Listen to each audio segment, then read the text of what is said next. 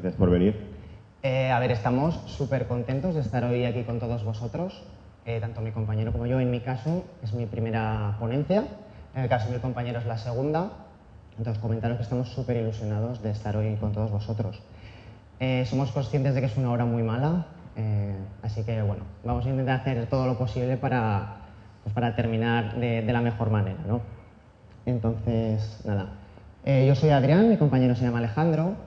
Tanto él como yo somos líderes técnicos en el departamento de CMS de Iberus. No sé si conocéis a la empresa Iberus, imagino que sí.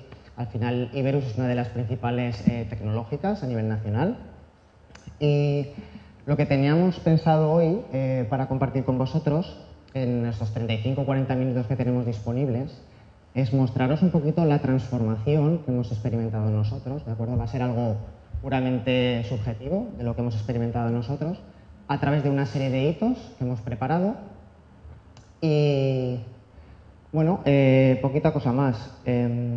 Vamos a hablar de muchísimas cosas, de metodologías, vamos a hablar de herramientas, vamos a entrar en diferentes niveles de profundidad, ¿de acuerdo? Entonces, si tenéis alguna duda sobre alguna herramienta o alguna cosa, pues no dudéis en contactar con nosotros o en el apartado de preguntas y respuestas, pues lo comentamos.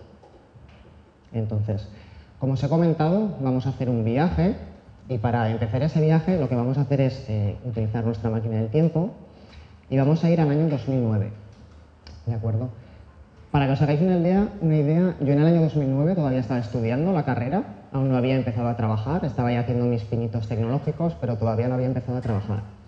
Y en esa época sí que es verdad que el departamento de Iberus ya tenía un departamento de 4 personas, mi compañero es la prueba fehaciente de ello. Y bueno, ya hacían sus finitos, ¿no? Hacían ya sus finitos con páginas web. Este era un poquito el stack tecnológico que usaban en aquella época. Pues usaban Aptana, NetBeans, también utilizaban pues, despliegues manuales con filecilla o algún tipo de, pues, bueno, de FTP diferente. Utilizaban también PHP sin ningún tipo de framework por debajo, ¿de acuerdo? Y bueno, normalmente las instalaciones locales pues eran instalar el Apache, instalar el MySQL en el propio ordenador, y aquellos que eran un poco más los listos de la clase, digamos, utilizaban XAMPP. Me imagino que XAMPP todo el mundo sabe lo que es. Al final me imagino que muchos igual estáis trabajando todavía con XAMPP. Es un paquete de Apache, que al final lo que te da es un servidor web de Apache, te da un servidor un gestor de MySQL y también te da un servicio de PHP. De esta manera te puedes montar tu entorno local de una manera muy sencilla y empezar a trabajar de forma muy rápida. Entonces, la idea que tenemos en la presentación es, os vamos a poner aquí arriba toda la parte del stack que utilizábamos en aquella época y vamos a ir a través de los hitos viendo cómo va evolucionando ese stack, ¿de acuerdo? Hasta lo que tenemos ahora mismo en la actualidad. Entonces, comentaros que en aquella época, pues bueno, como os decía, hacían páginas web, no utilizaban ningún tipo de framework, no utilizaban nada. Entonces sí que estaba claro que de alguna manera se necesitaba algo más y ese algo al final era muy importante que diese valor a los clientes. Necesitábamos algo para entregarles más valor, que tuviesen de alguna manera una gestión propia para ellos. Necesitábamos también que les redujese costes. También era algo interesante para nosotros, para fomentar tener unos cimientos bien montados y reducir costes a futuro. Fue entonces cuando empezó a surgir la idea de utilizar un CMS. Concretamente se le seleccionó Drupal y concretamente Drupal 6. Sí, a ver, pues como dice Adrián, en esa época pues viendo pues un poco las necesidades que nos planteaban los clientes, viendo que estábamos haciendo desarrollos ad hoc para cada cliente, porque luego al final eso requería mucho esfuerzo mantenerlo, tenía una serie de inconvenientes. Entonces se decidió pues, buscar algo un poquito más estándar. Sobre todo se buscó pues, que fuera una herramienta open source, ¿vale? Que fuera potente, que fuera muy escalable, que pues, hubiese una gran comunidad detrás, que hubiese mucha documentación al respecto. Y bueno, pues empezamos, al final se decidió apostar por Drupal y apostamos fuerte por Drupal. Empezamos, pues, como habréis empezado todos, editando pues, los TPLs, haciendo muchísimas cosas mal, luchando contra Drupal, porque al principio cuando empiezas pues estás acostumbrado a hacer las cosas de una manera y con Drupal pues todo el mundo lo sabemos, hay que hacer las cosas como te indica Drupal, ¿no? No hay que luchar contra Drupal. Entonces, finalmente, pues después de mucha documentación y tal, pues empezamos a hacer las cosas ya un poquito mejor. Ya pasamos. Vamos a movernos en el tiempo, vamos a avanzar ahora al año 2011. Me imagino que todos sabéis aquí lo que pasó en el 2011. ¿Lo sabéis todos lo que pasó? ¿Alguien sabe qué hito importante surgió en el 2011? Drupal 7, correcto. Drupal 7 sale en escena. Entonces, sí que es verdad que en esta época, como podéis ver, el número de personal empezó a crecer, empezamos a obtener los primeros proyectos que eran ya un poquito más grandes, y a raíz un poco de esos proyectos más grandes también surgieron necesidades nuevas, cosas que todavía no teníamos contempladas, como era el uso de entornos, ¿de acuerdo? Entornos de testing, de staging, etc. Además, en esa época también surgió una iniciativa interna y era la de buscar una manera de conseguir una edición de contenidos que fuese muchísimo más rica que las alternativas que había en esa época. Sí que es verdad que había alternativas de edición de contenidos pues, como panels y tal, pero de alguna manera no se ajustaban con el pensamiento de aquella época del área. Por lo tanto, se decidió invertir, realizar un producto propio que satisfaga todas estas características, que se denominó Gadgets y que ahora mi compañero os contará un poquito más en detalle. Exacto. En 2011, con la llegada de Drupal 7, pues ya se estableció la API estaba muchísimo más maduro Drupal. Teníamos la API de Fields, teníamos un montón de APIs más y teníamos también el concepto de entidad, que en Drupal 6, por ejemplo, no existía. Y bueno, viendo las necesidades de los clientes en las que teníamos muchísimos tipos de contenido, o sea, al final terminabas haciendo, no sé si lo recordaréis, pero terminabas con sitios que tenían un montón de tipos de contenido y los clientes al final es que no sabían ni usarlos, ¿vale? Entonces terminabas generándoles prácticamente el contenido. Decidimos dar una vuelta a ver qué es lo que se podía hacer a ese respecto. Vimos qué módulos había por parte de la comunidad. Vimos que estaba, por ejemplo, Panelizer o Panels, pero no se intentó implantar en clientes, pero no se vio que eso fuera usable. Entonces decidimos apostar por esta herramienta que sacamos para Drupal 7, que al final es como un layout builder, ¿vale? Era un layout builder pero del 2011, ¿vale? En el que tú podías arrastrar estos iconos que equivalían es lo que llamábamos nosotros gadgets, que es lo que equivalen a los bloques, ¿vale? Como si fueran bloques de layout builder. Y los arrastrabas y encima pues podías tener una previsualización del contenido en tiempo real. O sea, es un layout builder pero del 2011. ¿Vale? Entonces sí que apostamos mucho por eso y lo fuimos evolucionando. Evidentemente luego cuando ya apareció la figura del layout builder, nosotros tenemos la creencia que si algo te lo aporta el core, es mejor utilizar el propio core. Muy bien, pues seguimos avanzando, llegamos ya al año 2015. Por poneros un poquito en contexto del año 2015, pues bueno, fue el año, ¿no?, en el que Donald Trump se presentó a las elecciones, que posteriormente ganó, como todos sabéis. También fue el año de la primera release estable de Drupal 8, ¿de acuerdo?, que fue en noviembre. Y para nosotros también se produjo un acontecimiento muy importante, que fue el cambio de modelo de servicio del área. ¿De acuerdo? Hasta entonces únicamente disponíamos de una línea de negocio. Esa línea de negocio siempre trataba con proyectos cerrados. Los que hayáis trabajado un poquito con más de negocio, más gente gestor, pues bueno, sabéis que los proyectos cerrados es un negocio complicado, tiene muchísimo riesgo. Entonces, fue en esta época cuando nuestra área manager, que por cierto le mandamos un beso muy fuerte desde aquí, que no ha podido venir hoy, pues realizó un cambio de modelo de servicio, ¿de acuerdo? Con eso, ¿qué es lo que se consiguió? Obtener más líneas de negocio disponibles y a través de ellas se consiguió acceder a clientes muchísimo más grandes que lo que teníamos hasta ahora, subió la rentabilidad del área y además conseguimos acceder a perfiles senior que hasta ahora no habíamos conseguido llegar, ¿de acuerdo? Entonces, un poquito a raíz de todo esto, de estos clientes, de lo que querían, de estos perfiles senior, pues empezaron a surgir problemas muy gordos con el tema de los entornos locales, ¿de acuerdo? Hasta entonces todavía trabajábamos con XAMPP, trabajábamos con despliegues manuales, etc. Entonces, aquí sí que es verdad que el equipo técnico se puso manos a la obra y al final se consiguió estandarizar un poquito el proceso de generación de entornos y se decidió utilizar la combinación de Vagrant más Ansible. Para aquellos que no lo sepáis, Vagrant es un gestor de máquinas virtuales y Ansible es un aprovisionador de máquinas virtuales, ¿de acuerdo? Entonces, generamos una solución de estas dos herramientas y, pues bueno, parecía muy prometedora.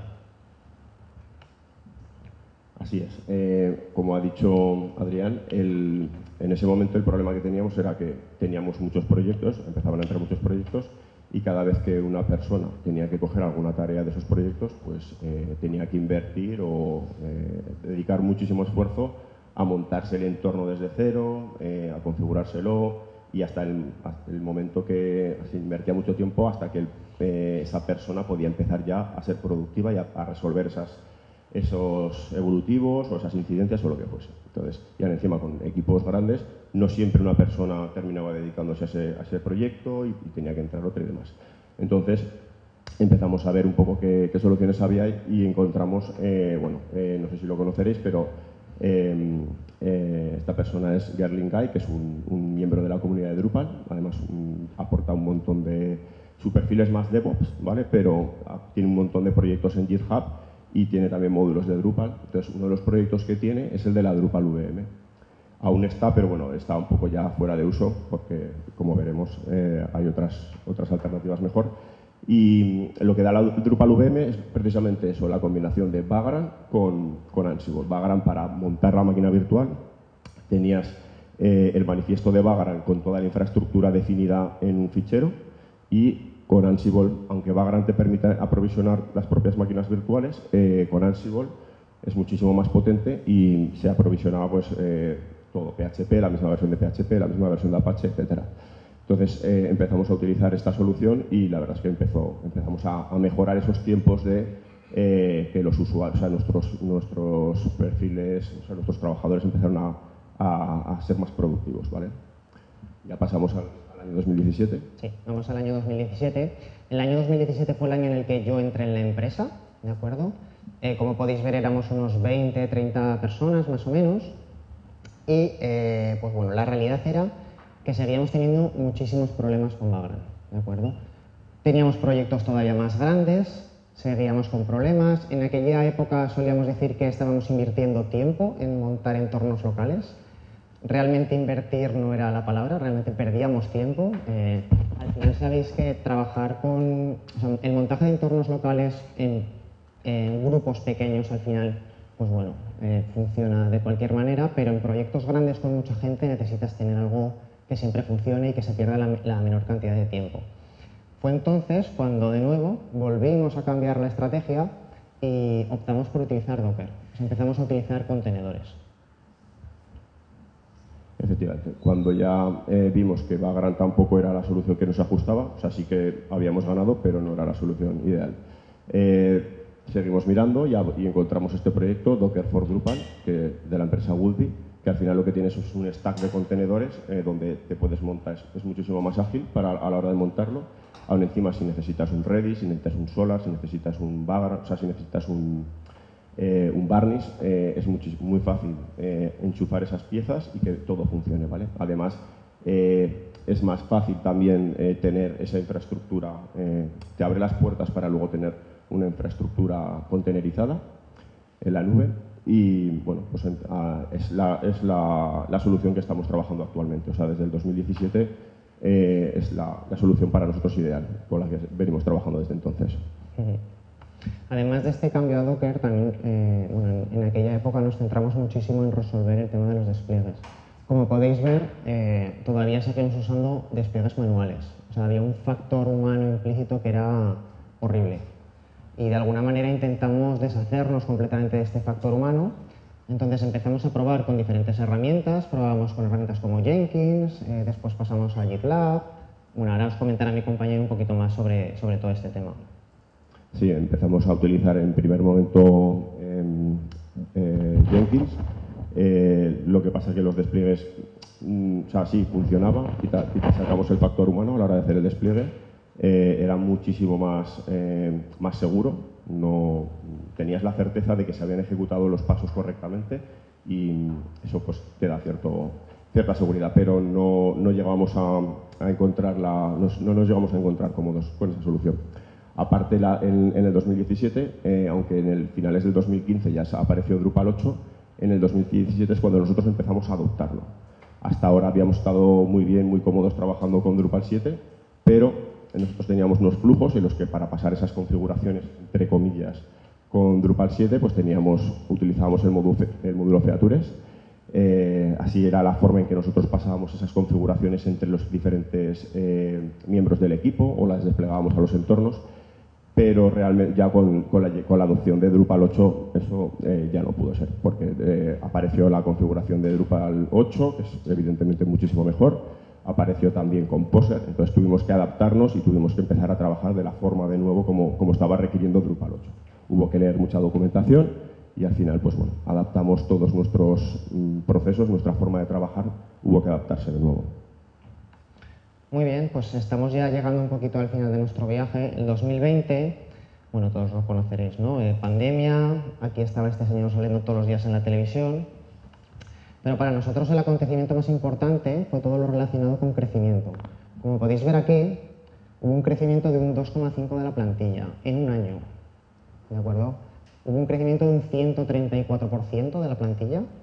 Concretamente éramos unos 40 y llegamos a 134, ¿de acuerdo? O sea, desde el primer momento todo el mundo vio que esto era un descontrol y que había que tomar medidas tanto técnicas como organizativas. Hasta entonces había un crecimiento muy rápido, pero de alguna manera era gestionable, se podía gestionar.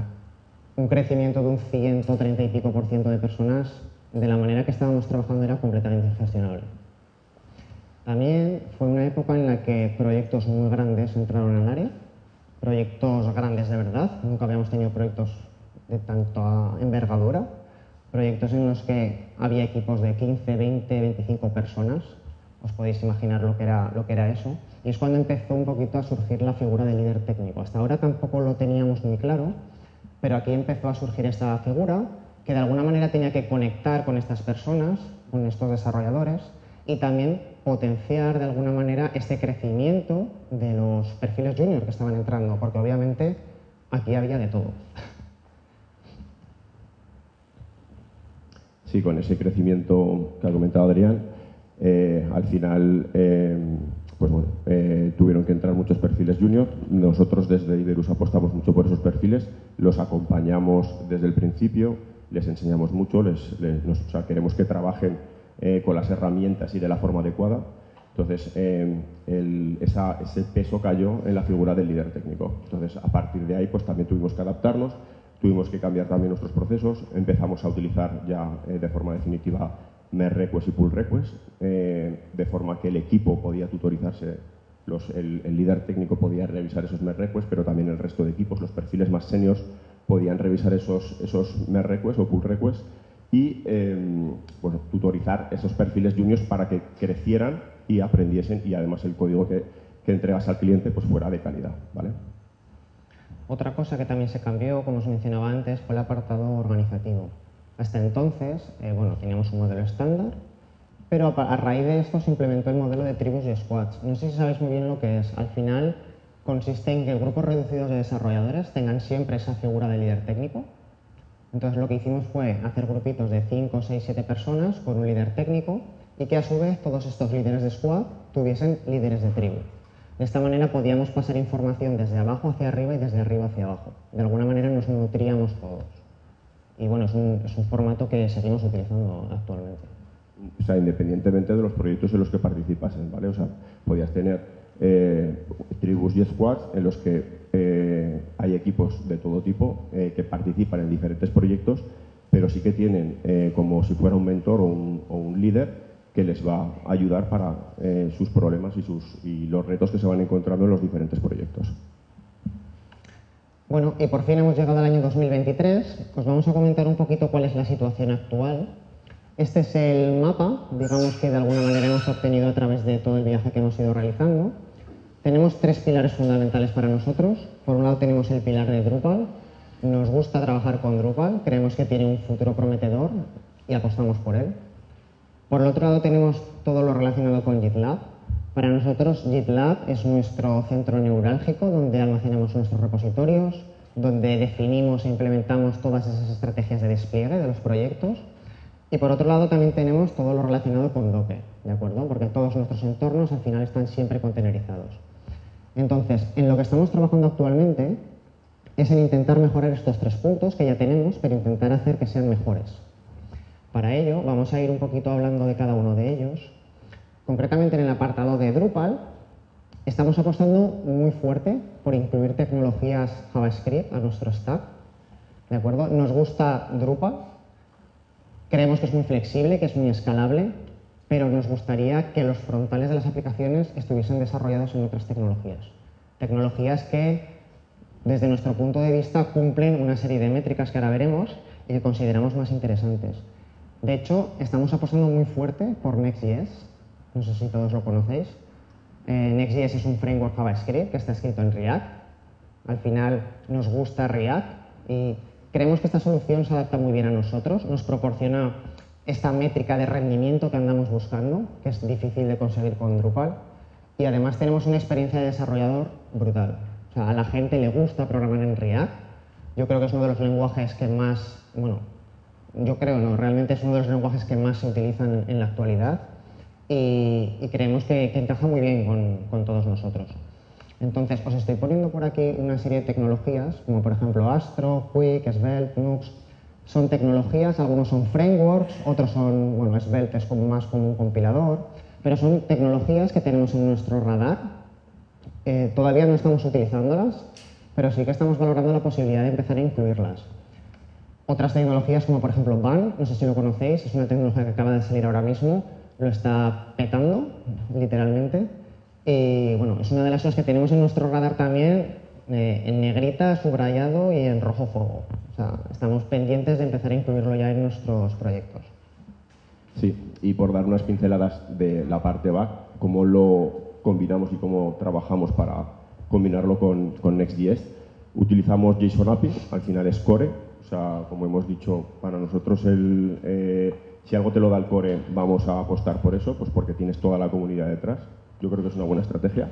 Y la Yacht Builder. Nosotros, como ya hemos dicho, desde el 2017 creo que era, ya teníamos una herramienta de construcción de landing para que el Content Manager pudiera construir ese árbol de navegación del sitio y así delegas esa gestión de contenidos de verdad con el Content Manager. El problema es que JSON API, por defecto, no expone esa información de la Yacht Builder en su API. Entonces sí que existe una ISU, que es esta que bueno, no se ve prácticamente, pero bueno, en las diapositivas cuando la recibáis las veréis. Que viene a solucionar esto. Es una ISU que lleva abierta muchísimo tiempo, no termina de entrar, de integrarse al core. Yo tengo esperanza de que sí que entre, porque sí que al final es una necesidad y yo creo que al final se va a cumplir. Lo que está sucediendo es que la comunidad le está haciendo re-rollets cada vez que sale una versión nueva de Drupal y como mucho pues llegará a tardar una semana o algo así en tener, si es que afecta, si es que el parche no aplica, lo puedes, como mucho puede estar una semana en que no aplique. Bueno, para que os hagáis una idea, si accedéis a esta ISU, tarda la página en cargar en el orden de 5-10 segundos, fácil. Yo no sé si hay 400, 500 comentarios, es una salvajada. Lleva desde el 2000, no sé, desde hace muchísimo tiempo. Y no parece que no consigue encajar, digamos, en la mentalidad de lo que quieren para el core. Nos movemos al siguiente pilar, en este caso tenemos GitLab, ¿de acuerdo? ¿Qué es lo que estamos haciendo con GitLab? Estamos intentando incluir más herramientas a nuestros flujos de trabajo, ¿de acuerdo? Herramientas de regresión visual, herramientas de test de accesibilidad, ese tipo de cosas. Para nosotros al final es crucial que todo este tipo de cosas se hagan de forma transparente y que el desarrollador no tenga que preocuparse. ¿De acuerdo? Al final es lo que os comentaba. O sea, esa calidad de código, esa accesibilidad, queremos que sea algo transparente y que no tengamos que preocuparnos por ello de forma directa, como quien dice, ¿no? Bueno, otro paradigma que nos estamos encontrando ahora, nuestros clientes nos están pidiendo que seamos más ágiles, que entreguemos valor con mayor agilidad a sus entornos productivos. Entonces, uno de los flujos que nosotros llevamos muchísimo tiempo implementando, aunque no lo habíamos nombrado hasta ahora, era JITflow, ¿vale? No sé, supongo que todo el mundo lo conocerá, pero estamos empezando ya a implantar en ciertos proyectos Trunk-Based Development. Entonces, para el que no lo sepa, Trunk-Based Development lo que tienes es una rama master y los OMEN y los desarrolladores empiezan a crear ramas pues, directamente de máster o de main. Entonces, esos desarrollos, lo primero hay que atomizarlos mucho, tienen que ser desarrollos muy pequeños, no pueden ser desarrollos de varias semanas, tienen que ser desarrollos pequeños y requieren pues, poderlos probar muy bien antes de poderlos mergear a la rama máster. Entonces, sí que estamos trabajando ahora, estamos empezando a implementar entornos efímeros dentro de nuestro flujo de integración continua, además de todo lo que es code quality, los test de regresión que ha comentado Adrián, test de pruebas unitarias, test end-to-end con Cypress. Un poco es una captura de un flujo de integración continua de nuestros procesos. Muy bien, pues el último pilar que tenemos sería el de Docker. Un poquito para dar salida, ¿no?, al planteamiento anterior, digamos que estamos subiendo la apuesta y estamos empezando a trabajar con orquestación de servicios mediante Kubernetes, ¿de acuerdo?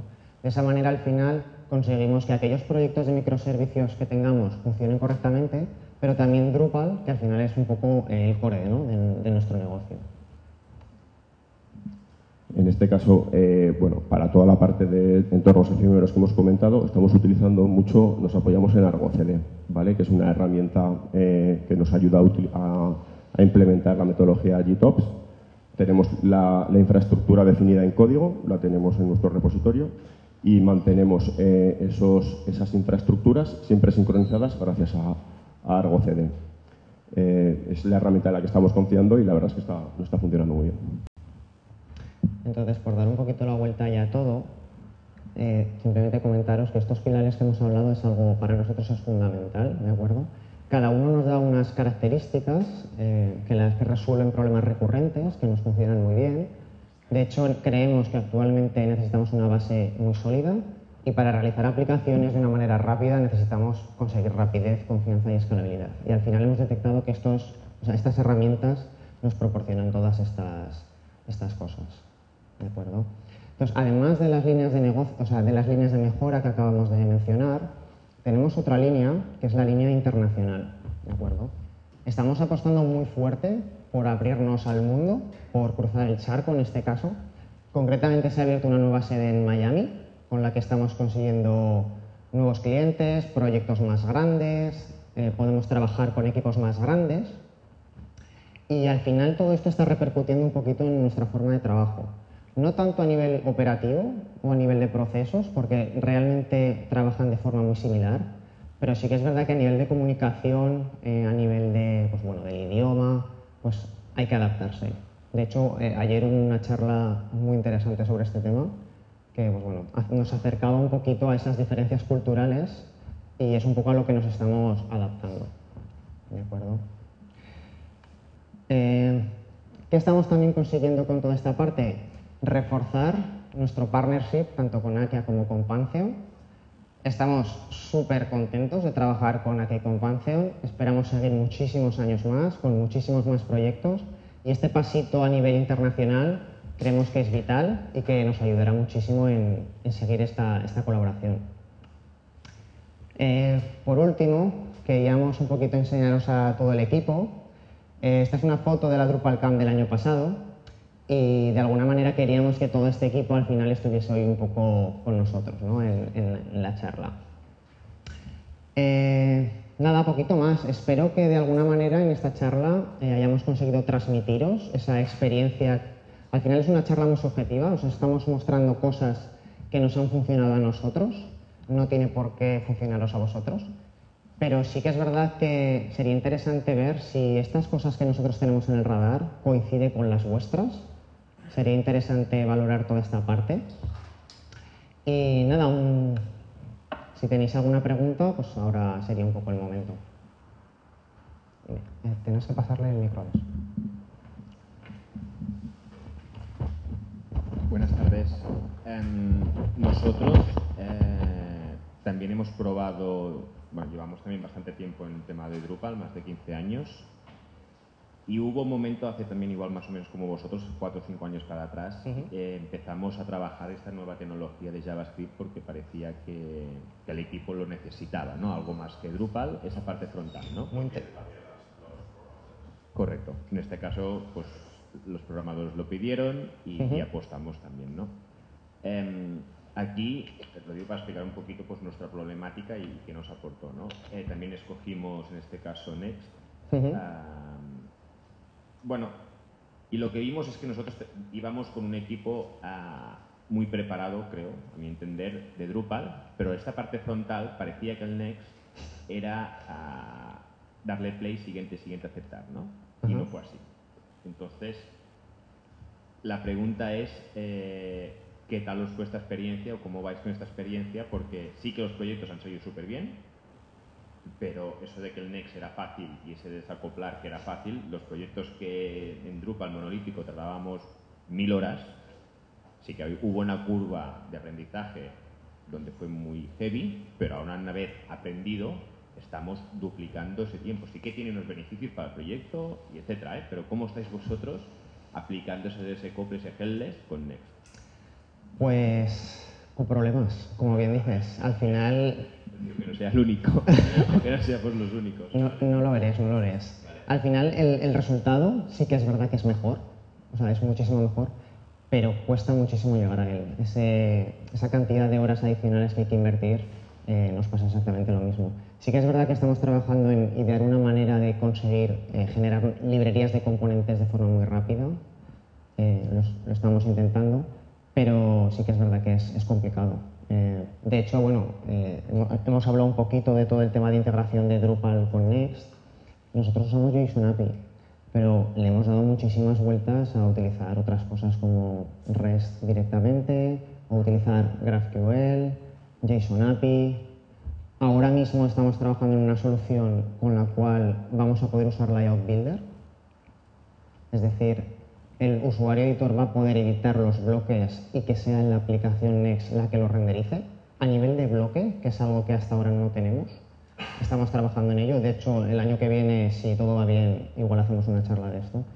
Me da mucha pena porque en la charla anterior, no sé en qué sala ha sido, que es una charla que lo han cambiado, se ha hablado de esto. O creo que se ha hablado de esto, porque era una charla de Next.js, Drupal y no sé qué más, y JSON API o algo así me parece. No he podido asistir. Nosotros tampoco. Y es que ha debido ser un cambio de última hora. Sí que es cierto que esta mañana había una donde se hablaba sobre un proyecto desacoplado, que era de un banco en concreto. ¿Habéis podido ir? Porque, no, pero... Pues también ha sido interesante porque planteaban cómo desacoplar diferente a lo que estamos planteando nosotros, que es con el REST, que lo hacían de otra manera. Entonces, me ha parecido muy interesante y minimizaba algunos errores que nos encontramos con el REST API. Nosotros estamos apostando pues, por Layout Builder, tener una biblioteca de lo que es justo, un componente de RIA que lee esa información, que te expone JSON API de la estructura del propio Layout Builder por sus bloques y es capaz de interpretar. Por lo tanto, sí que estamos consiguiendo que el Content Manager genere ese árbol de navegación desde el propio Drupal y que sea de la página web. Pero sobre todo estamos dedicando mucho esfuerzo en eso, en ese componente, en esa librería que interpreta esa estructura que devuelve JSON API y te la pinta luego del proceso, ¿vale? con una librería, una biblioteca de bloques bien definida, ¿vale? Que podemos reutilizar en diferentes aspectos si van a usar de hecho, estamos haciendo la transición al nuevo App Router que ha incorporado Next. Es complicado, porque es complicado per se ya, pero estamos encontrando una solución bastante interesante. Por eso te decía que igual el año que viene, si todo va bien, podríamos mostrarla. Sí. Y luego otra pregunta sobre negocio que estáis aventuraros en Miami, en el proyecto Miami. Se oye de que en Estados Unidos, si no tienes a la gente en Estados Unidos trabajando, pues cuesta vender. ¿Es así, no? ¿Cuál es vuestra experiencia? Estamos todavía en una fase temprana, es decir, estamos consiguiendo cositas, pero todavía no tenemos un grupo de desarrolladores que trabaje allí. Me imagino que es un poco la idea de llegar a tener allí realmente un equipo dedicado, pero todavía no se ha dado el caso. Gracias. ¿Alguna preguntita más? ¿No? Venga, pues nada, muchísimas gracias a todos por...